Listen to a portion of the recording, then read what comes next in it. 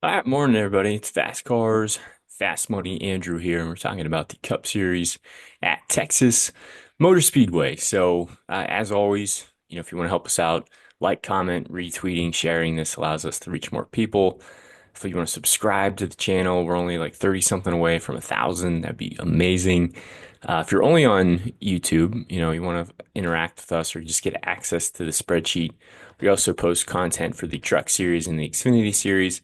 It's over on X. It's at Fast Cars FM. And finally, hey, if you just had a good weekend, want to say thanks, show your appreciation a little bit more, you can send some money via PayPal and Venmo here in the support tab. So when we talk about Texas, we have 267 laps today. Texas is notoriously a pretty tough track to pass at. You'll see if drivers get out of the groove, kind of into the dirty track area, they're going to get loose and most likely slide up into the wall. So because of that, in terms of construction, I think you really want a mix of, lap leaders, place differential, and value builds, kind of your typical intermediate style track build. But what are we really looking at? I'm looking at the 1.5 data, especially in 2025. Like, how are they running on similar style tracks this year? I think you can also look at practice and qualifying to kind of get you a little bit of a sense. Then finally, hey, we've run three next gen races, and then at Texas Motor Speedway, how have these teams done here in the past? I think that's really what you need to look at. So when we get to the driver by driver breakdown, there's a lot of place differential plays today. So it's really trying to determine like, what lap leaders you feel most confident about. If you think the place differential plays will come through, do you play two lap leaders or do you play one lap leader and more place differential plays? Like there's a couple different ways you can go about building. So when you got the top range here, you got Larson, Byron, Hamlin, Reddick, and Blaney. So Reddick and Blaney are your place differential, hybrid lap leader upside types of plays.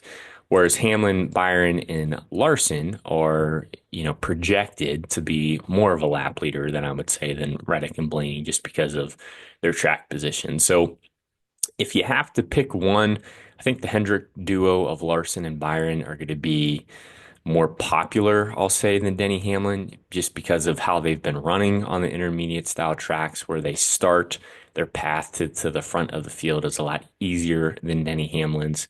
Larson and Byron have also been, some of the best drivers on the intermediate style track. So Larson won the Xfinity race yesterday. Some extra laps on this track never hurts. He starts on the second row, has clean air. Very possible he just takes over this race today. We've seen that multiple times, especially on intermediate style tracks. Byron, I think, makes a lot of sense as well. You could play both of these guys together. He comes into Texas with the best driver rating at this track. He's finished in the top 10, all three next gen, races here. He has a win here, starts on the front row. If he can get around Hocevar early, there's a good chance that he's going to be your, primary stage one lap leader. And who's to say he can't lead stage two, stage three, and contend for the win today? So because of that, I think Denny Hamlin becomes a little bit more of a tournament play. Maybe if you're trying to pivot off the Larson and Byron chalk or just get a little bit different, I think Hamlin makes a lot of sense. He's pretty fast on the 1.5s as well. I just think his ownership's going to be less. So if you're only building one way, I'd probably lean on the Hendrick cars. But if you're trying to get a little bit different or building multiple lines, I think Denny Hamlin is a nice pivot play there.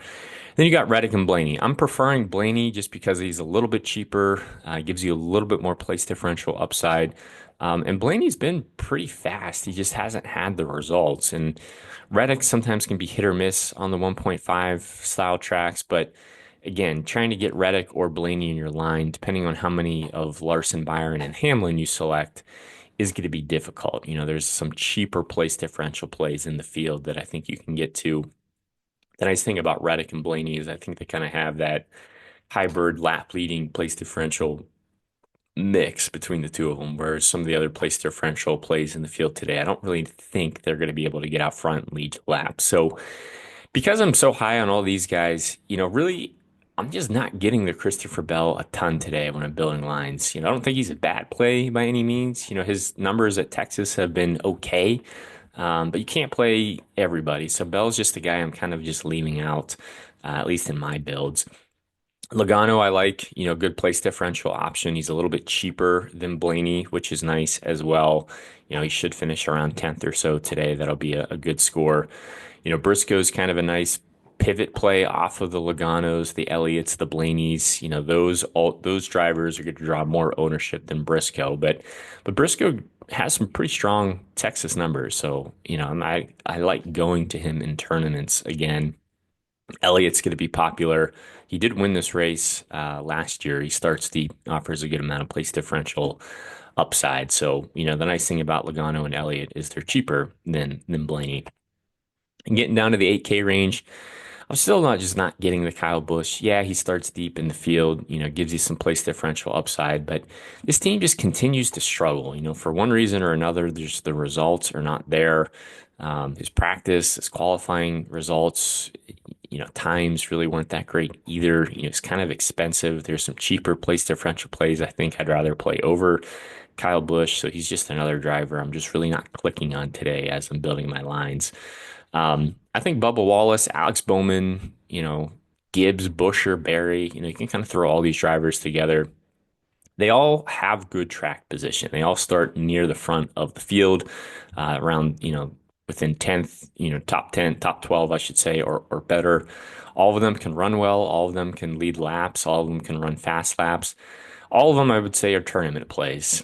Texas is notoriously a tough track to pass at, but they all carry a lot of risk too. So, if you play Bubba Wallace, he starts ninth, he drops back and finishes 18th or something. That's not going to be a great day. But if he can run ninth and get you a sixth place finish, a seventh place finish, earn some fast laps, maybe run, lead some laps today. Like these are all good tournament plays. Like I think it's very possible all these drivers can maintain their track position and earn you, some place differential or some dominator points in that regard. So I don't mind sprinkling in a Wallace, a Bowman, a Gibbs, a Busher, a Barry.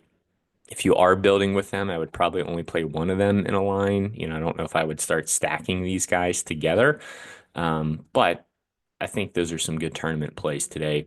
But if you had to pick one guy, it's going to be Ross Chastain. He's pretty good on the 1.5s. He seems to do this over and over again, whereas he starts deep in the field. His practice times usually aren't the best. And then, come the time of the checkered flag, he's in the top 10 or he's up near the front and he's scoring you a ton of points. And he's $8,200. He's not necessarily easy to get in the lines, depending on how top heavy you go, but he's not difficult to get in the lines either. So really like Chastain today.